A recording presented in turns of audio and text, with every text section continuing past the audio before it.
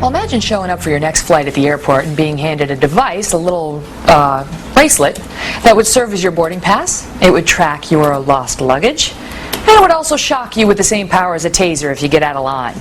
Well, a top official with the Department of Homeland Security has expressed interest in these so-called safety bracelets. So is this really the future of air travel, and will passengers accept it? Neil Livingston is a terrorism expert and also the CEO of Executive Action. Hi, Neil. How are you this morning? I'm well, thanks. So this is a buzz on the blogosphere right now, whether this is going to happen and when. Turns out DHS, Department of Homeland Security, did express interest in this product in 2006. Not clear, however, whether this is something they're still interested in. But is it possible, Neil? Could we get to the point in air travel where we have to put on a bracelet where the stewardess can shock us if we get out of line?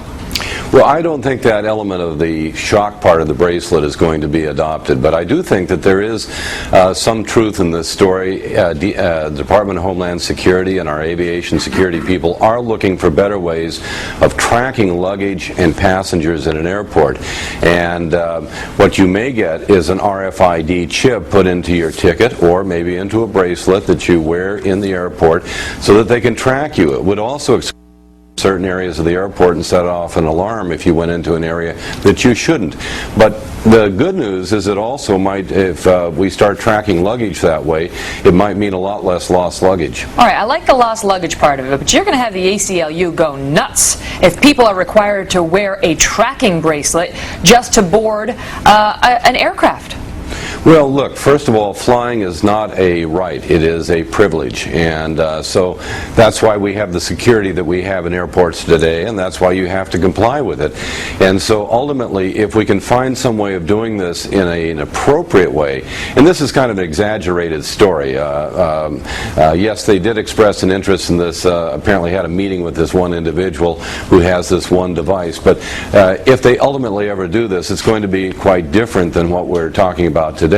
And we may see actually these kinds of devices put on felons in order to get parole, people that are pedophiles so that they it sets off an alarm if they get too close to a school. We may see all sorts of applications of this down the road. Now, that doesn't sound too bad. I mean, you've got somebody who's literally under suspicion or having been convicted of doing something illegal. That's one thing. You've just got people who are trying to get from Chicago to New York. It seems like it's another. But you know, in a post 9/11 world, who's to say? Let me ask you, Neil, how would it work? So you get your little bracelet and you get out of line. How do they go about picking you and knowing which bracelet to shock, if you know? Well, again, I don't think there's going to be a shock element on it. I think that's going too far.